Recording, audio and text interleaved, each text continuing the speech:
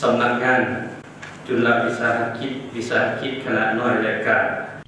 กระทรวงอุตสาหกรรมและการค้าส้มทบกับแผนกอุตสาหกรรมและการค้าแขวงบ่อแก้วได้จัดตั้งการเผยแพร่แผนพัฒนาจุลวิสาหกิจขนาดน้อยและขนาดกลาง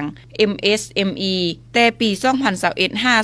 2021-2025 ในวันที่19กรกฎาคม2024นี้โดยการเป็นประธานโครงทานนางพวงพันธ์ภูมิสวรรค์กรรมการพรรคแขวงหัวหน้าแผนกอุตสาหกรรมและการค้าแขวงบ่อแก้วท่านวิรกรพิลมลักษณ์รองหัวหน้าสำนักงานส่งเสริมจุลวิสาหกิจขนาดน้อยและขนาดกลางมีบรรดาคณะรับผิดชอบส่งเสริม MSME ขั้นแขวงขั้นเมืองกองเลขาธนาคารธุรกิจและพนักงานวิชาการเข้าร่วมกองประชุมคณะรับผิดชอบได้เผยแพร่กฎหมายว่าด้วยการส่งเสริม MSME ฉบับปรับปรุงการส่งเสริมความหมายและความสำคัญของจุลวิสาหกิจขนาดน้อยและขนาดกลาง MSME แม่นหัวหน่วยธุรกิจที่ได้รับการสร้างตังและเคลื่อนไหวอย่างถูกต้องตามกฎหมายและระเบียบการที่เกี่ยวข้องโดยกำหนดขนาดตามจำนวนแห่งงานเฉลี่ยในปีมูลค่าทรัพย์สินทั้งหมดและรวมยอดรายรับธุรกิจประจำปีของแต่ละแขนงวิสาห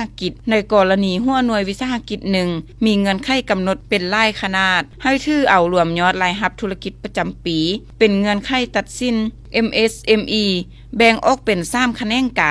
การผลิตสินค้าการค้าและการบริการการกำหนดขนาดจุลวิสาหกิจการกำหนดขนาดวิสาหกิจขนาดน้อยการกำหนดขนาดวิสาหกิจขนาดกลางความสำคัญโครงประกอบสร้างของ MSME ในปัจจุบันนิติกรรมในการส่งเสริมนโยบายของรัฐในการส่งเสริมนโยบายสำหรับการส่งเสริม MSME บางมากพ้นในการจัดตั้งปฏิบัติแผนพัฒนาจุลวิสาหกิจขนาดน้อยและขนาดกลาง MSME 2021-2025นโยบายพัฒนาผู้ประกอบกิจการส่งเสริมการเข้าถึงแรงทุนนโยบายส่งเสริมการเพิ่มผลิตภาพเทคโนโลยีนวัตกรรมส่งเสริมการเข้าถึงการบริการวิชาการเพื่อพัฒนาธุรกิจ BDS การบริการวิชาการพัฒนาธุรกิจนโยบายส่งเสริมการเข้าถึงและขยายตลาดสร้างสภาพแวดล้อมที่เอื้ออำนวยให้แก่การสร้างตังและดำเนินธุรกิจเวียกงานด้านภาษีอากรและการเงิน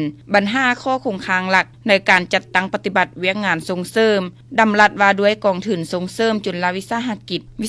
ขนาดน้อยและขนาดกลาง MSME ดำรัสว่าด้วยกองทุนส่งเสริมจนก.ฉบับเลขที่05บางมาต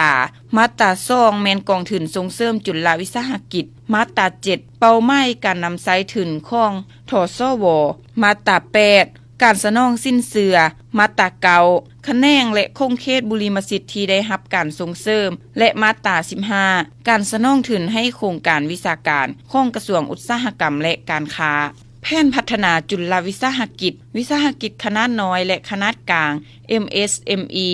และสภาพการเคลื่อนไหวเวียกงานส่งเสริมจุลวิสาหกิจอยู่แขวงบ่อแก้วแผนนโยบายสุขยูส่งเสริมและการพัฒนาจุลวิสาหกิจขนาดน้อยและกลางระยะ2021-2025นโยบายสร้างสภาพแวดล้อมที่เอื้ออำนวยให้แก่การสร้างและดำเนินธุรกิจส่งเสริมการเพิ่มผลิตภาพเทคโนโลยีนวัตกรรมส่งเสริมการเข้าถึงแรงทุนนโยบายเข้าถึงตลาดนโยบายสร้างและพัฒนาผู้ประกอบกิจการใหม่ปัจจุบันทั่วแขวงบ่อแก้วมีหัวหน่วยวิสาหกิจทั้งหมด 6,892 หัวหน่วยมีทุนจดทะเบียน 6,282 ตือกีบไปพร้อมๆเวียกงานกาลโอกาสและสิ่งท้าทายบรรหาข้อสะดวกข้อยุ่งยากและบทเรียนที่ท้อทอนใดในการส่งเสริมและพัฒนา